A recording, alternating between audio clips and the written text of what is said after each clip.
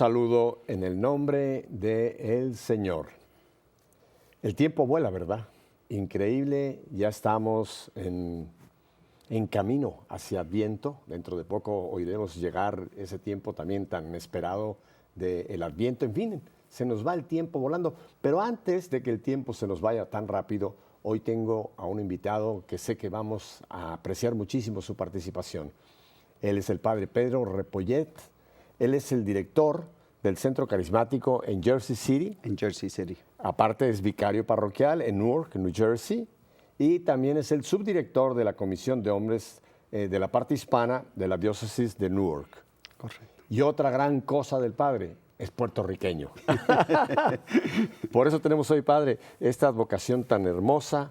Es de las advocaciones que yo conozco, me enternece tanto porque creo que es la única que yo he visto que tiene al niño en su regazo. En su regazo. Y este detalle del niño con la manita y ella viéndolo al niño, es una imagen bellísima. Esta Nuestra Señora, la patrona de Puerto Rico.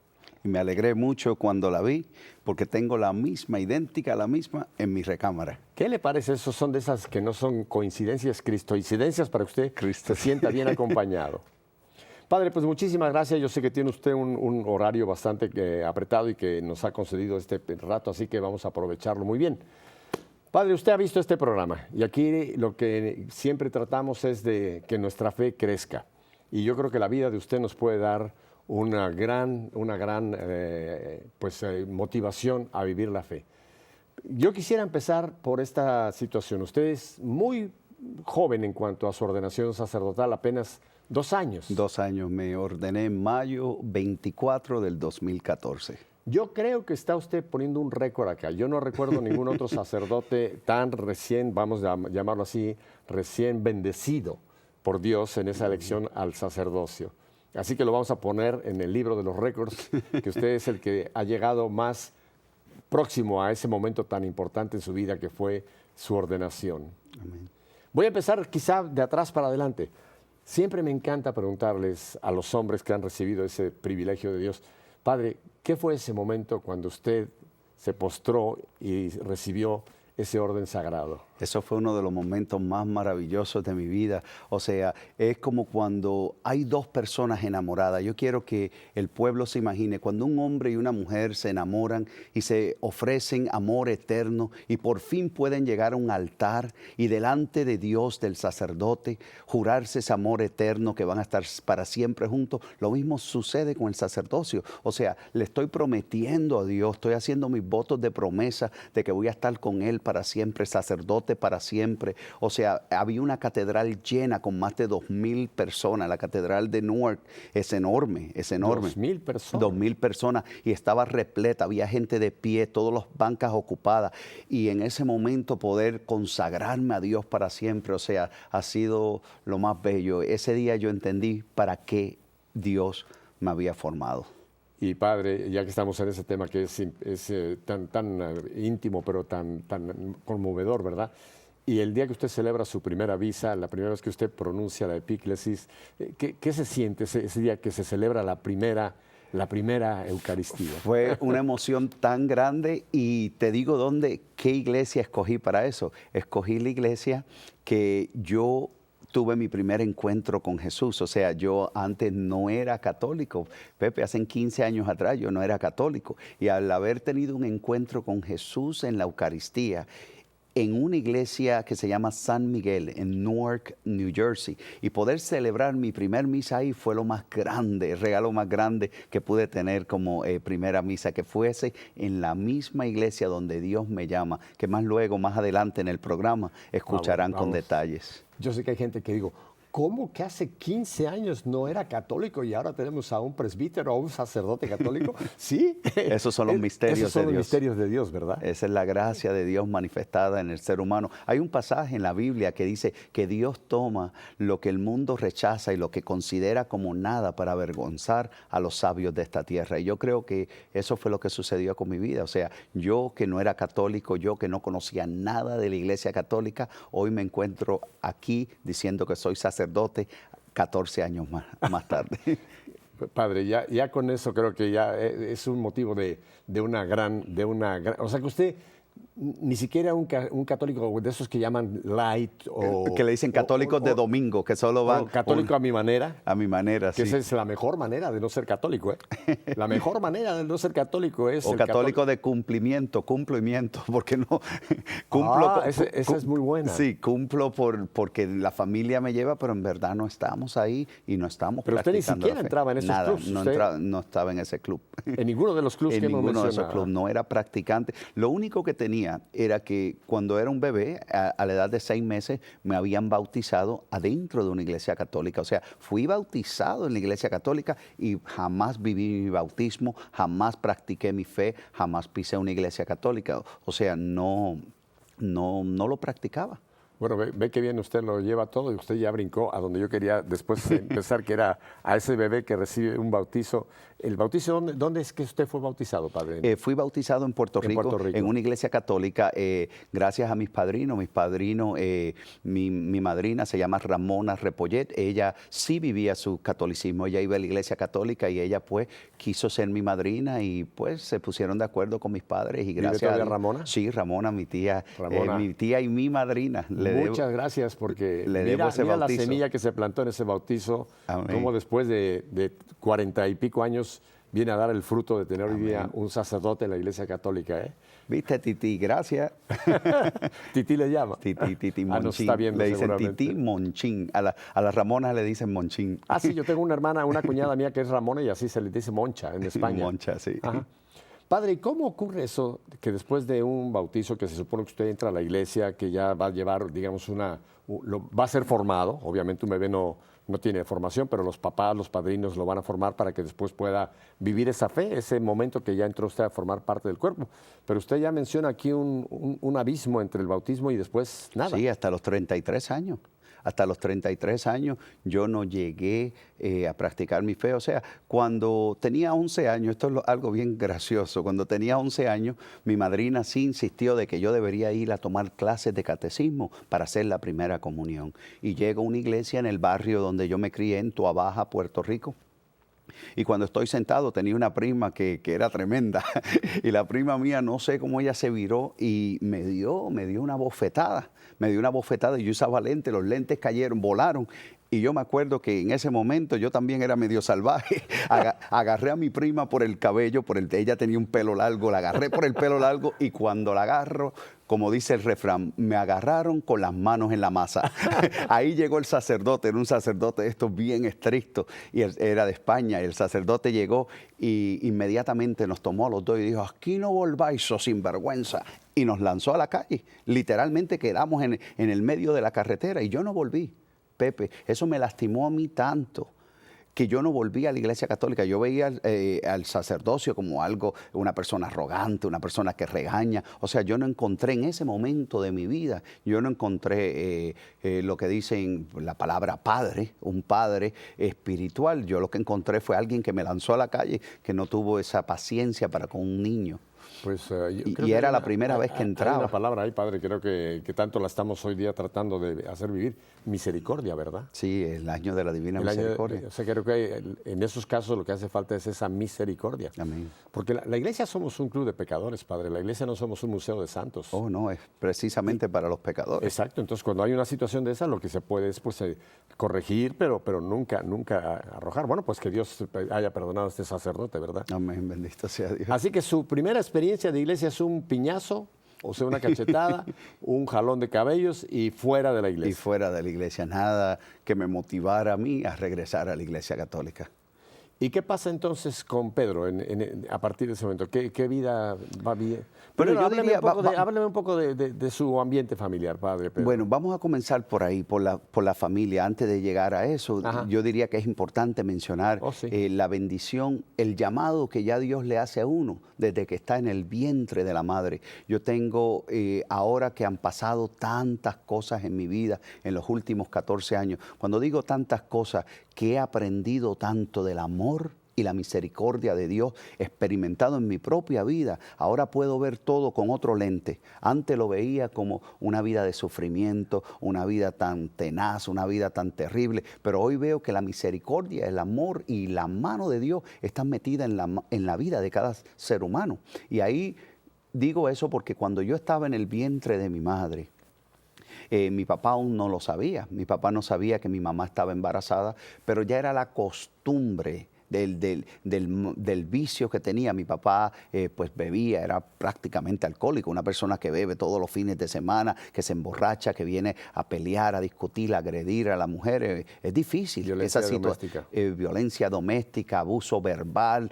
Todo eso existía entre mi mamá y mi papá, pero no de parte de mamá. Mamá era en ese caso la víctima. Y todo esto sucedía y él vino y agredió a mi mamá estando embarazada de mí.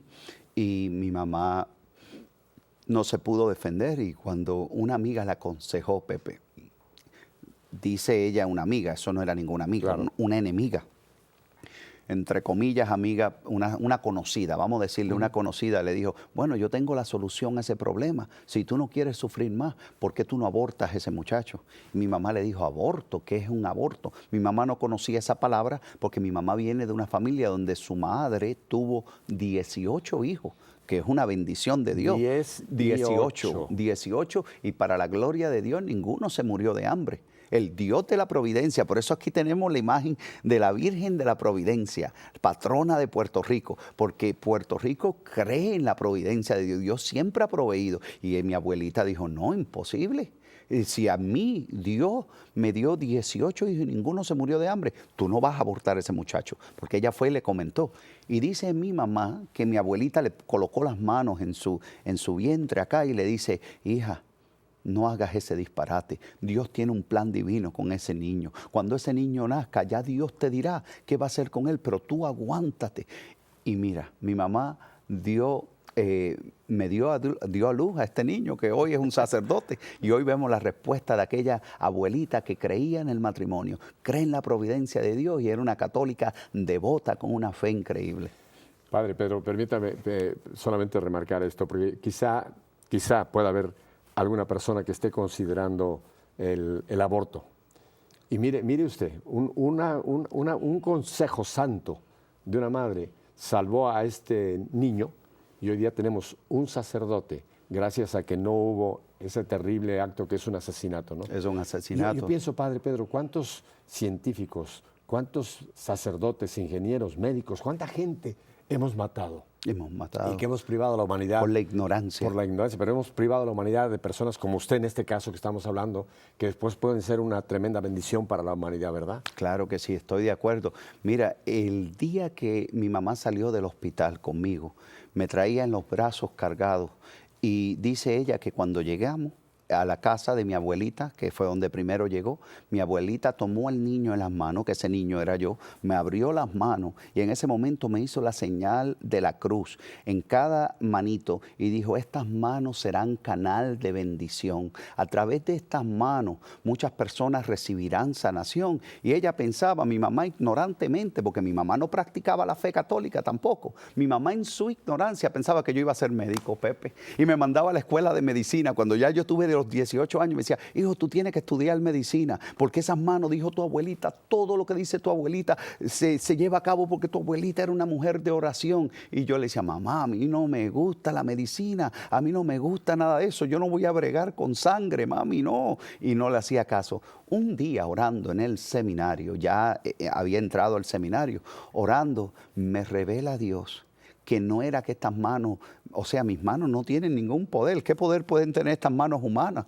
Que he sido un pecador toda la vida. Lo que pasa es que estas manos, el 24 de mayo del 2014, quedaron consagradas para poder tomar un pedazo de pan, una copa de vino, hacer la oración del epiclepsis, la invocación al Espíritu Santo y que eso se vuelva el cuerpo, la sangre, el alma y la divinidad de Jesús. Y ese sí sana. Ese es el médico por excelencia. Para ustedes que nos están escuchando en el otro lado de la cámara, les queremos decir que la Eucaristía es el médico por excelencia. Jesús está vivo en la Eucaristía. Y estas manos pueden hoy día consagrar la Eucaristía, levantarla y cuando se levanta, ahí Jesús sana. Porque no es Pedro, no son mis manos, es el poder de Dios vivo en la Eucaristía. En otras ocasiones he comentado, Padre Pedro, que los mismos ángeles, en cierta forma, envidian estas manos. Claro, una envidia celestial, Santa, ¿no? sí. Porque ellos, con todo y que son ángeles, no tienen este privilegio que ha concedido Dios, que seres humanos, por medio de la ordenación, realmente, como usted lo acaba de decir, esas manos se conviertan en ese instrumento. Así que benditas manos en ese sentido, Padre. Bendito sea Dios. Padre, pero usted menciona entonces que esta vida que usted nos va narrando es una vida, ya lo mencionó usted, una vida donde usted no participaba en la iglesia. No, para nada. Ya mencionó que mamá no era creyente, papá pues un hombre que estaba esclavizado. Estaba esclavizado en sus vicios, en su propio dolor. Entonces el ambiente de casa era un ambiente lo menos propicio para una vida de fe. Lo menos propicio. No. Entonces cuando yo tenía 2 años, Pepe, a esa edad, cuando yo tenía 2 años, aún vivíamos en Puerto Rico. Y mi mamá decide que de momento que se iba a divorciar de mi papá. Y mi abuelita tampoco la dejó. Otro testimonio de fe de mi abuelita Lidia. Mi abuelita se llamaba Lidia, que descansa en paz, igual que mi mamá. Bueno, pero Lidia nos está viendo en el cielo, así que también amén, ella nos está viendo. Y mi Claro. mamá también se llama Lidia Costa. Ajá. Entonces mi abuelita le dijo a mi mamá, no, tú no te vas a divorciar. Si acaso tú no puedes con las golpizas que él te está dando, el abuso, mejor sepárense por un tiempo y tú te pones a orar por él y Dios va a cambiar su vida. Y efectivamente, mi mamá se separó por 6 años, entonces de mi papá, y entre esos 6 años nos fuimos a vivir a los Estados Unidos.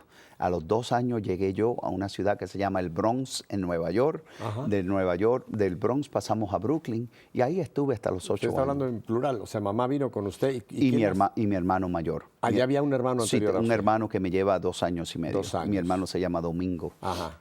Entonces vinieron los 2 chicos con mamá, el papá se quedó en Puerto Rico papá y mamá se quedó en Puerto abrirse Rico. Camino en la vida con 2 chicos. Correcto. Y ahí pues pasamos momentos difíciles, momentos de dificultad. Imagínate, una madre soltera, yo me crié un niño súper hiperactivo en el sentido que ya nadie me quería cuidar, no había babysitter que me quisiera cuidar. Yo llegaba, por ejemplo, a un lugar que había una mesita así, yo viraba esa mesa patas arriba. Era un niño prácticamente salvaje, bien hiperactivo, al punto que ya mi mamá no sabía qué más hacer con nosotros. Entonces eso lleva a mi mamá a regresar con mi papá. El que yo era tan hiperactivo, mi hermano ya tenía 11 años. Cuando yo tenía 8, él estaba ya cumpliendo los 11 y mi hermano a la edad de 11 años, mi mamá le descubrió que pertenecía ya a una pandilla en las escuelas de Brooklyn. Íbamos a una escuela que se llama PS 116 en Brooklyn, por ahí por Knickerbocker.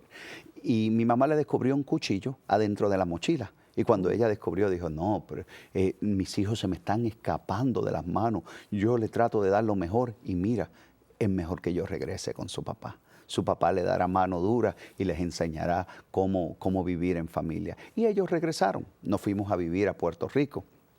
Cuando nos fuimos a vivir a Puerto Rico, no era nada de lo que yo me imaginaba. Imagínate, yo me había criado en los Estados Unidos, todo era moderno, todo, imagínate, mi mamá nos llevaba a pasear a los parques de diversión y todo. Cuando llegamos a Puerto Rico, era un ambiente, para mí fue un ambiente muy encerrado, en el sentido de que aquí salíamos con mi mamá, hacíamos de todo. Allá llegamos a Puerto Rico, mi papá estaba hundido en el vicio del alcohol, sus hermanos, borrachera, fiesta todos los fines de semana, nosotros nos encerraban, seguía el abuso, el maltrato contra nosotros, contra mi mamá. O sea, fue un momento bien triste vivir todo eso, todos esos abusos domésticos.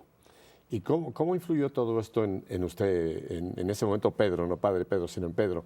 ¿Todo esto lo llevó a usted a qué? Al remordimiento contra mi padre, odio, falta de perdón, no sentía paz. Yo en ese momento, yo fui el que le supliqué a mi mamá a la edad de 15 años que nos fuéramos de Puerto Rico. Yo le dije, vámonos de Puerto Rico, yo odio vivir aquí, odio el encierro, odio la vida esta del alcohol, el problema, los insultos, las humillaciones. Yo quisiera largarme de este país, le pedí a mi mamá y tanto estuve molestando con ese tema hasta que la convencí, la pude convencer y vinimos a vivir a Nueva York. Volvieron a Nueva York. Volvimos a Nueva York, pero sin mi papá.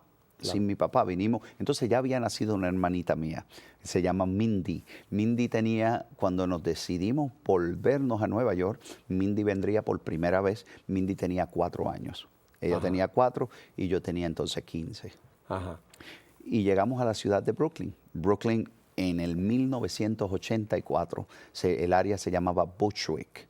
Bushwick era una de las áreas más terribles, Pepe. Cuando te digo más terrible, era que estaba totalmente rodeada de pandillas. Estaban lo que le llaman las gangas, Sí, sí. las gangas de Nueva York. Entonces, me tocó llegar a la escuela y darme con esa sorpresita. La primera vez que llego a la escuela tenía unas tenis nuevas, unos sneakers de esos nuevos. Y el primer día me los intentaron quitar. Con una cuchilla, una pandilla, se me fue detrás. Y todo eso nace en mí, en un mundo de venganza. Digo, oh sí, a mí me hicieron esto. Yo también me voy a meter una pandilla. Yo también me tengo que defender. Empecé a juntarme con la gente, digo yo, equivocada en ese momento. Gente que me indujo a hacer cosas que verdaderamente yo nunca había probado en mi vida, como las drogas. Comienzo a la edad de 15 años a usar marihuana. De los 15 años de la marihuana pasé a la cocaína. Déjeme, tengo un segundito aquí, padre, porque quiero que usted nos aclare una cosa. Hay mucha gente que dice que la marihuana es inofensiva. No. Que la marihuana no tiene problema, que la marihuana no causa adicción y que además que la marihuana realmente uno la puede en cualquier momento dejar y que... Mentiras, eso es pura mentira. Se lo digo yo, que fui adicto por 18 años. Por eso años. le pregunto, yo no me estoy dando baños de pureza, padre, pero a mí no me tocó esa época de la droga. O sea, yo jamás he probado ninguna droga, para acabar rápido. Pero usted que la probó, porque yo sé que hay mucha gente que tiene esa teoría y además incluso salen revistas que dicen, no, hay que legalizar la marihuana porque la marihuana es placentera. He estado leyendo acerca la marihuana de es muy nice, no te causa problema, no te causa adicción. Cuéntenos su experiencia de la marihuana. Sí, no, fue horrible. Mira, yo lo veo como un puente a la perdición. Es un escape falso, un escape, un engaño de Satanás. Mira, la reacción de la marihuana, lo primero que siente es que te olvidas de lo que está sucediendo alrededor de tu vida en ese momento. Es un escape falso. Empiezas a reírte, a relajarte. Son escapes falsos, son químicas que están alborotando tu sentido común. Y cuando vienes a ver, empiezas a depender de esa mentira, porque eso no es la manera correcta de nosotros afrontar la vida y los problemas y las circunstancias las cuales nos rodean. La única solución aquí a los problemas se llama Jesucristo. El único que calma la tempestad es Jesús. Él es el que viene a dar paz en medio de la tormenta, pero el ser humano se engaña con esta química y comienza a depender de ella. Y una cosa lleva a la otra. Por ejemplo, un joven como yo, que era tan hiperactivo, que había tenido tanto sufrimiento, o sea, yo vivía con ese dolor de que no, aunque mi padre estuviera ahí, no lo tenía. Yo no consideraba a mi papá, lo veía como mi enemigo por el maltrato, el abuso, la manera que él nos trataba. Entonces, yo trataba de buscar en esa droga cómo olvidar tanto maltrato, cómo olvidar aquellas palizas que papá le daba a mamá, los insultos, las palabras. Y en ese escape falso lo hacía por 5 o 10 minutos, luego se iba a la reacción de la droga. ¿Qué sucede? Caes en una depresión más honda y ahí comienzas a depender de otras drogas. Como le dije anteriormente, por ser tan hiperactivo ya la marihuana no me sirvió. Yo quería algo más. Entonces ahí paso a la cocaína, luego paso a las pastillas, luego paso a ligar una cosa, a mezclar una cosa con la otra. Cuando vine a ver, ya no estaba, Pepe, ya yo no estaba consumiendo drogas. Las drogas estaban consumiendo mi vida, que es aún más triste. Y eso es lo que hacen esta dependencia de estos químicos, que esto no, verdaderamente, esto no se hizo para eso. El cuerpo humano no se hizo para eso. El cuerpo humano se hizo para conocer a Dios, para amar a Dios y servirle. Usted lo puso en una manera que nunca lo había yo escuchado, padre. Creo que es patético, pero tiene usted razón. Yo ya no dejé de consumir la droga me consumía a mí. O sea, uno se convierte realmente en un esclavo, en una dependencia, en una total esclavitud de estos fármacos o como se les llame, padre. Sí, hoy que yo estoy fuera de esa cajita, de ese mundo de engaño en el cual yo viví por tantos años, hoy yo puedo ver con claridad. Hoy tengo los lentes de Jesucristo, los cuales me dejan ver con una visión clara qué yo era. Yo era una marioneta en las manos de Satanás. O sea, Satanás me tenía manipulado para tratar de calmarme. Eso es lo que ofrece el mundo. La carne y el demonio, todos estos escapes falsos que, en fin, no te llevan a nada bueno. Pero, padre, Satanás va más allá. Yo creo que Satanás lo que quiere es destruirnos. Destruir, matar, quiere robar matarnos, y destruir. Lo dijo el Señor, ¿no? El Juan 10, para matar, destruir, robar y acabar, destruir. Sí. Robar y destruir. Yo he venido para que tengan vida en abundancia, pero lo otro es muerte. y empieza por una muerte física que después puede llevarnos a una muerte espiritual tremenda que puede Emocional, ser sí, el correcto. infierno, la privación de Dios por toda la eternidad. Es correcto. ¿Y usted estudiaba o qué hacía en el interín? Bueno, cuando terminé, cuando salí de la high school, de la escuela superior, yo me gradué bien rápido, a los 17 años me gradué porque yo había comenzado a los 5 años. Yo había comenzado adelante porque como ya no había babysitter que me cuidara, mi mamá me puso a los 5 años, me pusieron en primer grado y me aceptaron. Todavía están esperando los papeles. Mi mamá le dijo, mañana les traigo el comprobante de que él sí tiene 6 años. Nunca lo llevó porque no existía.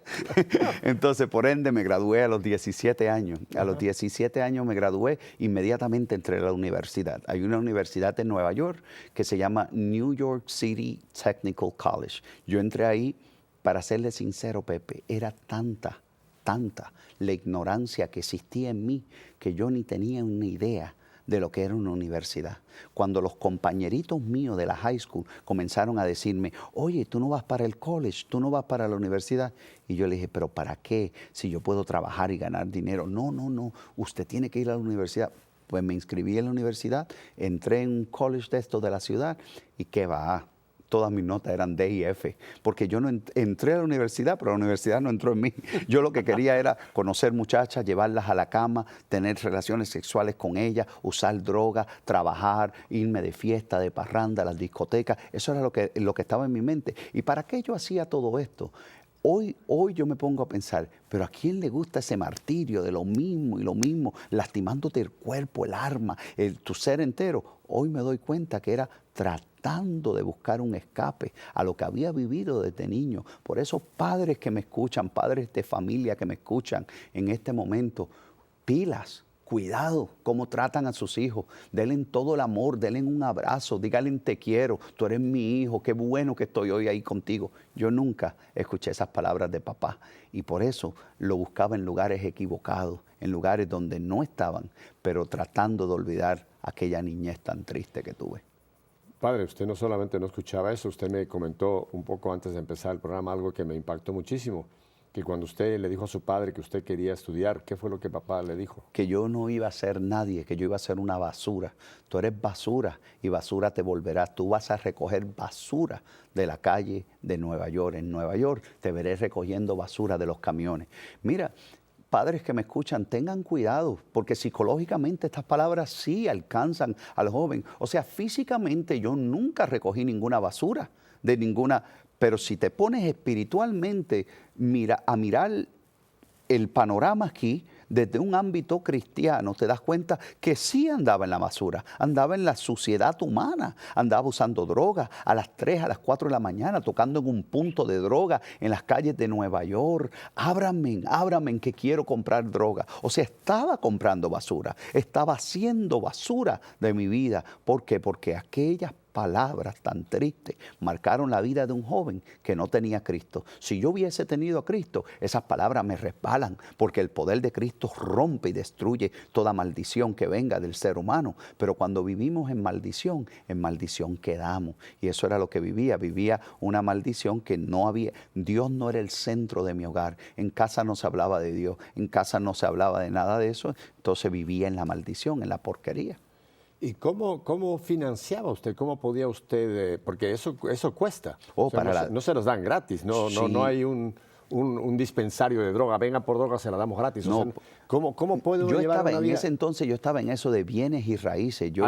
La universidad se fue. Oh, sí, yo dejé eso. Empecé a trabajar, luego empecé a trabajar. Bienes raíces. Empecé como doorman en un edificio en Nueva York, en Manhattan. Y de ahí empecé en lo de bienes y raíces. Y como me iba tan bien con el dinero que hacía, todo ese dinero lo malgastaba en esas porquerías. O sea, usted ganaba mucha plata. Muchísima plata. Estaba en $125,000 al año.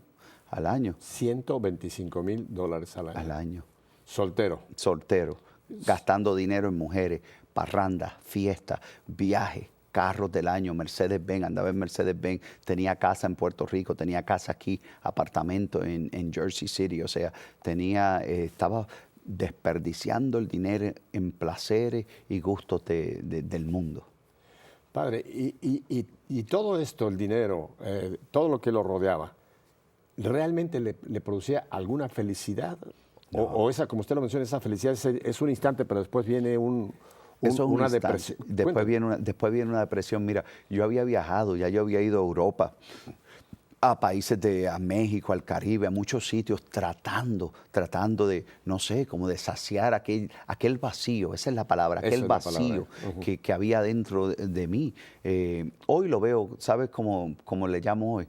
Tratando de calmar aquel niñito que vivía dentro de mí, aquel niño que gritaba, auxilio, papá, te quiero, yo soy tu hijo, abrázame. Aquel niñito, tratando de calmarlo, gasté toda la plata haciendo cosas así y nada de eso. Desboroné todo y nada de eso pudo llenar ese vacío. El único que lo ha podido llenar se llama Jesucristo. Padre, y con este cuadro que usted nos presenta, uno diría, bueno, pero entonces es imposible que hoy día tengamos un sacerdote de toda esta situación. ¿Cómo Dios estaba desde, ya lo dijo usted, desde el vientre de su madre, casi como nos dice, desde el vientre de tu madre? Dios estaba intercediendo y salvando. Pero, ¿cómo empieza esta obra maravillosa de Dios? Para hoy día tener aquí a un presbítero. Mire, por eso, y esto es parte de lo que me hace discernir a mí mi vocación como sacerdote. Yo me puse a estudiar cuando comencé, tuve mi conversión, cuando me puse a conocer de Dios, que empezó mi conversión en el 2003, 2002 entrando al 2003. Tuve mi conversión y me puse a conocer de la fe católica y me di cuenta que los sacramentos, presencia real de Dios, es la que nos salva y nos lleva a ese camino de salvación, o sea, nos mantiene en el camino hacia Jesucristo. ¿Y qué sacramento yo había recibido a los 6 meses? El sacramento del bautismo. ¿Qué pasa con el bautismo? Ahí recibo las 3 virtudes teologales, la fe, la esperanza y el amor.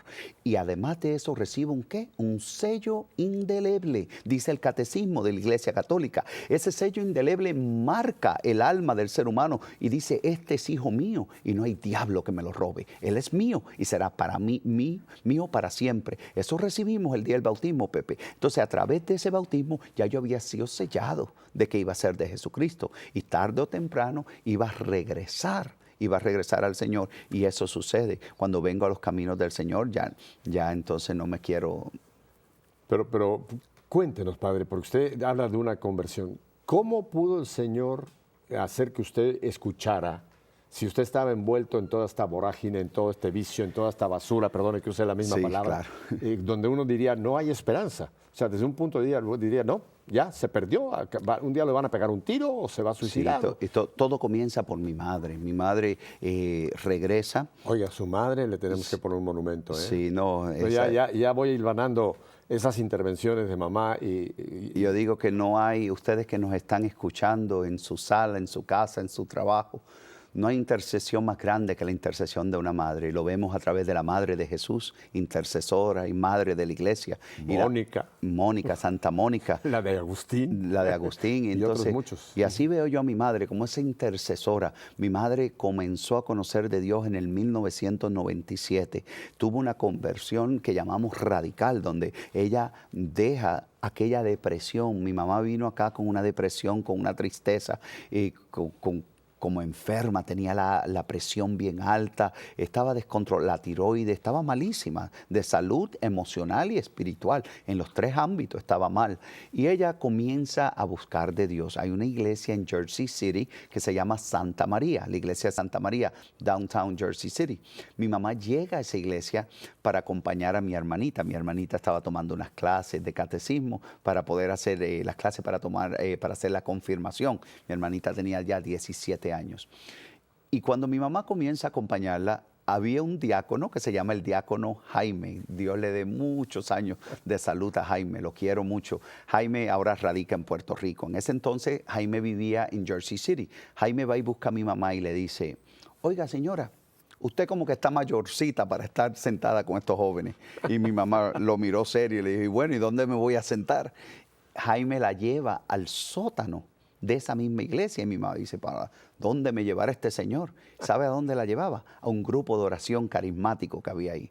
Y mi mamá comienza a sentir lo que nunca había sentido, la presencia de Dios palpable. O sea, ella dice que su corazón, su mente, su cuerpo descansaban en una paz cuando ella estaba en ese lugar. Empezó a sentir algo que nunca había sentido ni en su matrimonio, ni en su casa, ni en su trabajo, en ninguna parte. Era la paz que regala el Señor. Y ella viene a compartir esa paz como hizo la samaritana. ¿Qué hizo la samaritana cuando tuvo el encuentro con Jesús? Inmediatamente fue a contarlo en Samaria, que he conocido al Mesías. Y así mismo comenzó a ser mi mamá. Llegó a la casa, pero loca de la alegría. Empezó a cantar. Yo encontraba esto raro, Pepe. Ella de momento empezó por todo el apartamento. Yo siento un gozo en el alma, un gozo en el alma. Y levantaba las manos. Y yo decía, esta está bien chiflada. Yo decía, esta perdió el juicio. ¿Cómo que está bien contenta? No entiendo. O sea, una persona del mundo no es capaz de comprender ese gozo y esa alegría que da el Señor. Claro, el Señor mío era el Señor de las tinieblas. Yo vivía en un mundo oscuro, un mundo ajeno a esa felicidad que es eterna, que dura, que perdura, que no se va, que no hay que comprarla, que no cuesta plata. O sea, una felicidad que viene auténtica del Señor para los que lo conocemos. Déjeme nada más un momento, padre, ir a ese sótano, a ese grupo. Supongo, yo conozco perfectamente porque yo nací en Renovación Carismática. Oh, bendito sea Dios. Y a mí Dios. me pasó lo mismo. Yo llegué sin querer ir y el Señor me tocó ahí. Supongo que a su madre le pasó lo mismo que a mí, que empezó a oír hablar de un Cristo vivo. De un Cristo vivo. De un Cristo que te puede tomar donde estás, de un Cristo que te puede ofrecer la vida, un Cristo que te puede traer la verdadera felicidad. Y uno en ese momento dice, no tengo nada más. Y me supongo que oraron por ella ahí. Oraron por ella, sus enfermedades desaparecieron al punto que, o sea, que se controló, no que la alta presión se le fue de un todo, sino que se le controló. Sí, sí. Estaba ahora, no necesitaba aquel medicamento tan fuerte que había traído de Puerto Rico, ahora tenía un gozo, una alegría y comienza a compartirla con nosotros. Entonces ahí ya yo me empecé a molestar porque yo no entendía las cosas de Dios. Claro. Ella me hablaba y yo hasta cierto punto le ponía una pared, no la dejaba terminar. Entonces ella cumplía como madre al fin de invitarme. Me decía, ¿me puedes manejar? ¿Me puedes llevar manejando a un retiro? Y yo la llevaba al retiro y me decía, bueno, estaciona y entra que te voy a estar esperando. Todavía me está esperando. Porque nunca entré a ninguno de esos lugares, yo no entraba. Mi madre me llevaba uno igual. Wow. Llévame, manéjame allá. El problema fue que yo sí entré en una ocasión y ahí fue donde bendito sea ya Dios. He contado yo mi testimonio, pero mire qué cosa, como las madres son un canal o sea, de bendición por donde el Señor va a fluir y las usa, Dios las usa como instrumento. Entonces el Señor estaba tocando ahí y usted se hacía el soldo. Yo me hacía el soldo y así pasaron muchos años, Pepe. Llegó el punto que ya pues yo les comencé a faltarle el respeto. Mi mamá empezó a decirme, hijo, ve a la iglesia católica. Nos mudamos, compré una casa en la ciudad de Newark, New Jersey. Cuando compro esta casa es bien amplia, tiene muchas recámaras, o sea, era amplia comparada con el apartamento que teníamos, que era más pequeño. Nos pasamos a esa casa y cuando estamos ahí, ella sigue con sus benditos grupos carismáticos buscando de Dios. Allá hizo amistades en una iglesia que se llama El Buen Consejo. Iba a una iglesia que se llama San Miguel en Newark. Y comenzó a contarme. San Miguel ya me suena ese nombre. Sí, St. Michael's en Newark. Es la iglesia donde tuve mi Mire, ya empiezan los eslabones a caer. Entonces, cuando ella empieza a invitarme a mí que vaya a San Miguel, yo le decía, pero ¿cuál es tu empeño, mujer, de que yo vaya a esa iglesia? Yo no creo en la iglesia católica, mamá. La iglesia católica está llena de imágenes, de santos, ustedes son idólatras. Le decía yo, todo el veneno que me metían los hermanos protestantes, todo lo que me habían dicho desde jovencito, yo lo tenía. Lo bueno no se guarda, pero lo malo sí. Entonces, eso tenía toda esa porquería dentro de mí y se la decía y la ofendía. Mi mamá me dijo, no.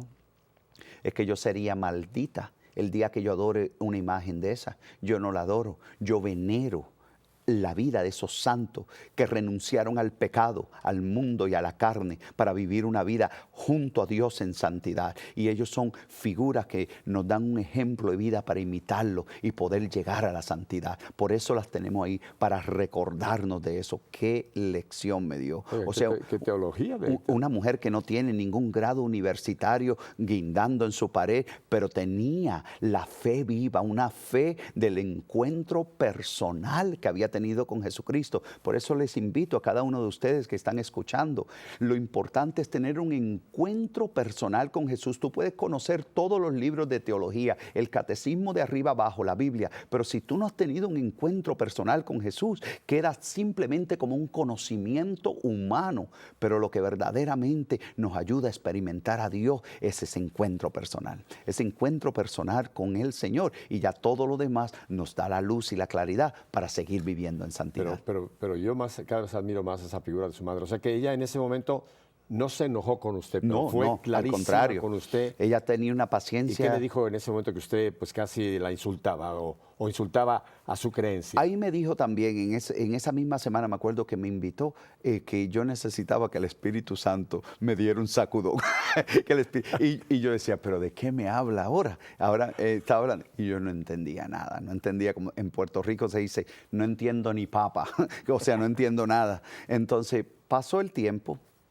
Y un día llegué todo drogado, un momento triste. Llegué drogado, agarrándome de las paredes. Y mientras iba subiendo, mi mamá me dijo, hijo, ¿por qué llegas así? Y yo le dije, no te metas en mi vida. Y me dijo, ve a la iglesia, ve a la iglesia. Y con lágrimas en los ojos, mi mamá me decía, ve a la iglesia, que Dios puede cambiar tu vida. Mira la condición en que viene, ve a la iglesia. Y yo le dije, mira mamá, ni voy a tu iglesia, ni creo en tu Dios, ni creo en nada. Déjame en paz. Y yo me acuerdo que mi mamá me miró y me dijo, es como tirarle las perlas a los cerdos. La pisotean porque no saben el tesoro tan grande que es una perla. Asimismo tú haces cada vez que yo te hablo de la palabra de Dios, cada vez que te hablo de Dios. Hijo, abre los ojos y date cuenta que Dios es un tesoro escondido que está esperando llenar tu vida y cambiarla. Y yo la miré, y cuando me quedé mirándome, ella dio en el piso 3 veces. Aquel día mi mamá se volvió como segura de lo que estaba diciendo. Ella tenía la certeza de que Dios la escuchaba. Y ella dio 3 veces y dijo, mírame bien, tú me has ofendido tanto, tú te has burlado de Dios como te ha dado la gana, con los insultos y los maltratos en tus respuestas hacia mí. Yo no te vuelvo a hablar a ti de Dios, pero te voy a hablar todos los días, le voy a hablar a Dios de ti, porque Dios me va a escuchar y Dios va a cambiar tu corazón. Y algún día tú vendrás a los pies de Cristo y Él te enseñará que ese tesoro es real y que Él cambia vida, que tú no tienes que seguir dependiendo de una sustancia química. Jamás mi mamá me volvió a hablar de Dios. En esos días mi mamá se mudó a Puerto Rico. Se mudaba a Puerto Rico. Mi abuelita tenía 103 años cuando murió. Ella se fue cuando mi abuelita tenía 100 años. Comenzó a cuidar a mi abuela. Y no sabía yo nada más de mi mamá. Mi mamá por allá, nos hablábamos de vez en cuando. Yo me hundí. Ahí fue que me hundí perdido en las drogas, en la calle. Seguía consumiendo droga. Hasta que un día sucedió lo que tenía que suceder en mi vida para darme cuenta que Dios era real. Tuve que tocar fondo, Pepe.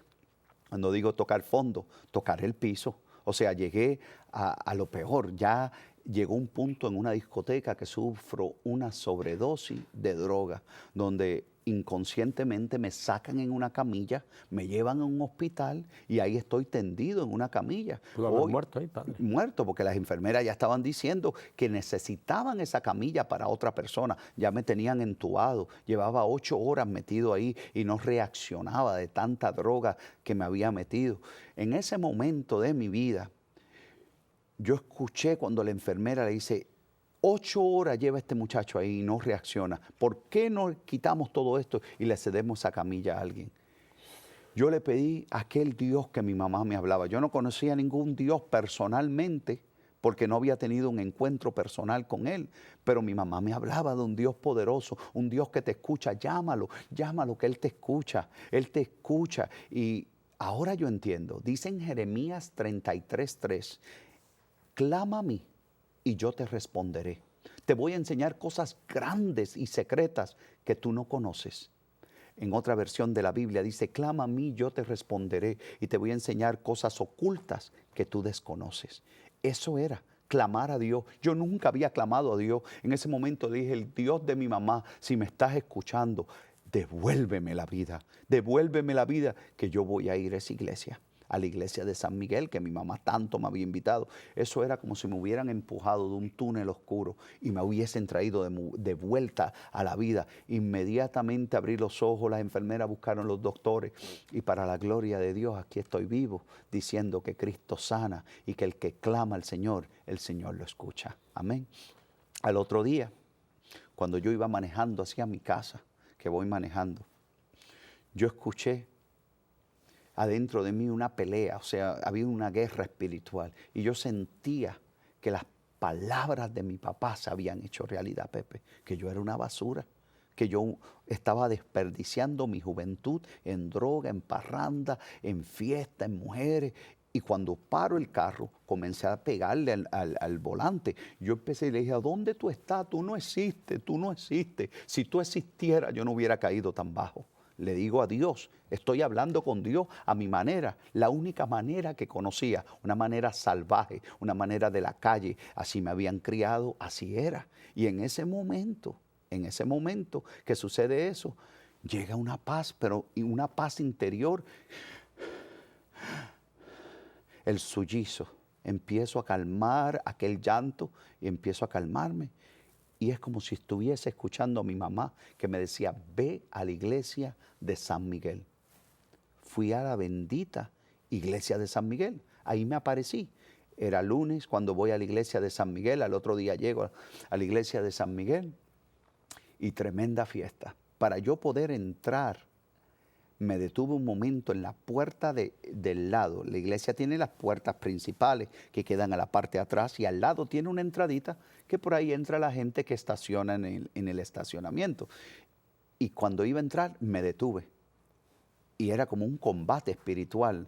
No sé si han pasado esto, donde uno quiere buscar de Dios, pero hay una fuerza maligna que te trata de confundir. Y esa fuerza maligna me decía, no entre.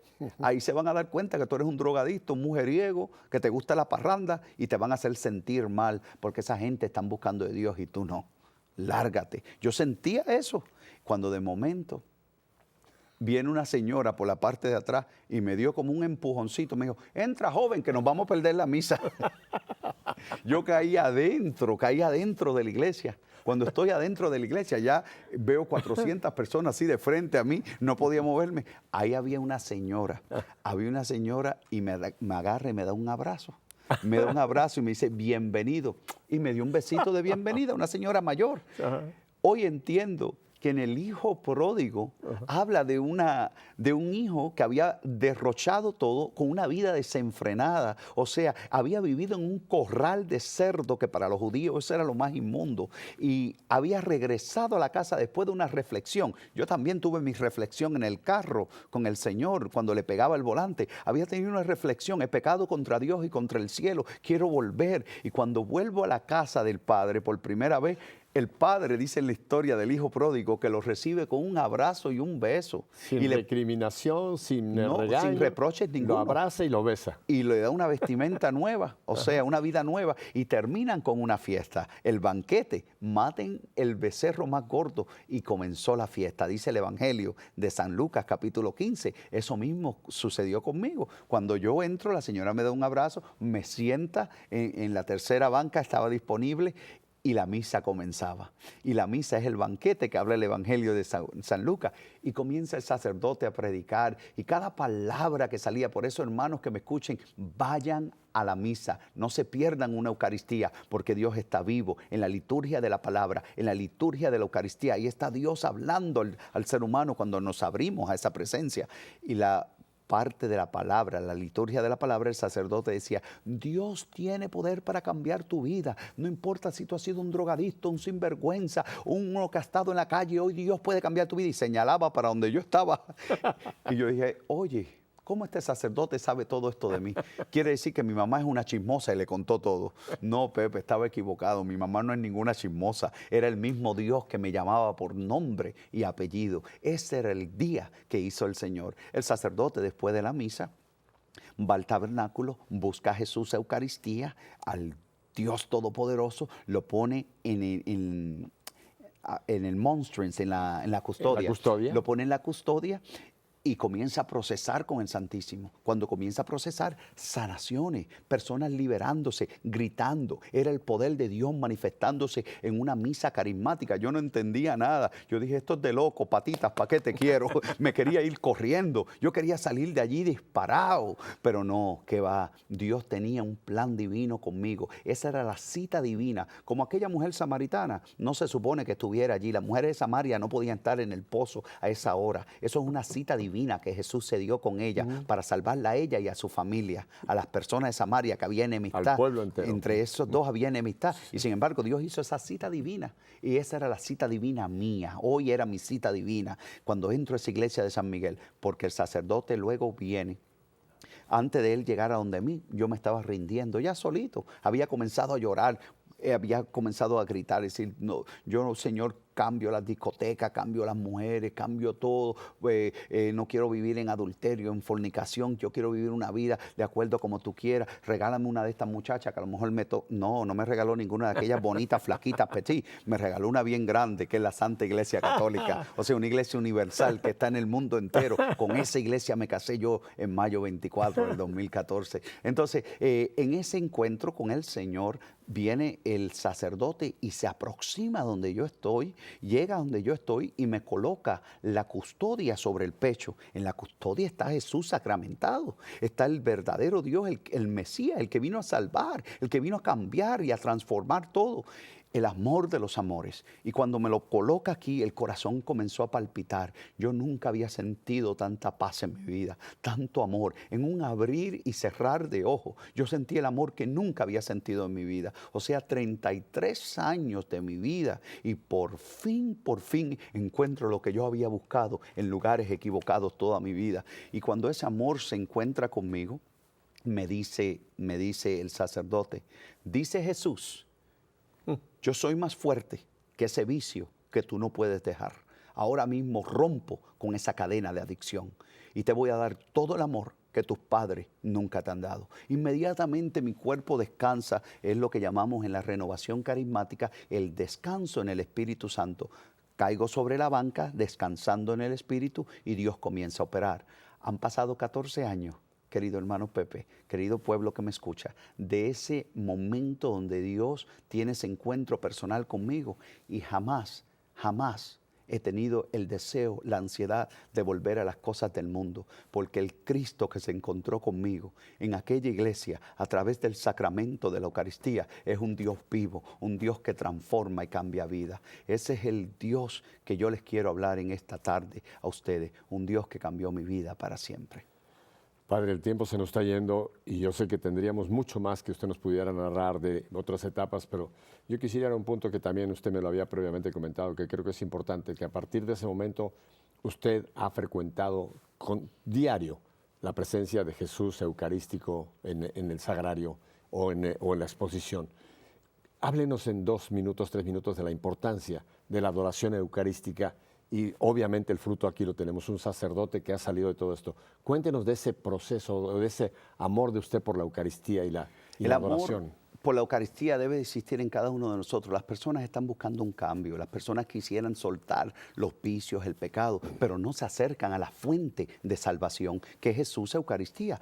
Miren, dejé el vicio de estar viviendo en fornicación, las drogas, la calle, la avaricia, el odio. Hoy mi papá y yo somos los mejores amigos, tenemos una relación hermosa. Mi papá ha cambiado, mi papá es un hombre que hoy va a misa todos los domingos, él va a la iglesia semanalmente, va al Santísimo. Mi familia ha cambiado por el poder de la Eucaristía. En la Eucaristía he encontrado un amigo que nunca encontré en el mundo, Pepe. Un amigo que soluciona problemas, un amigo que sana enfermedades, sanó todo odio que había en mi corazón, sanó toda angustia, ansiedad, todo vicio, toda depresión. O sea, el Dios vivo que existe en la Eucaristía transforma corazones. Si estamos buscando paz, si estamos buscando un cambio en nuestra familia, en nuestros hogares, tenemos que frecuentar al Santísimo. Él es la fuente de vida, Él es la peña de Oreb que está brotando agua de vida saludable para nuestras vidas.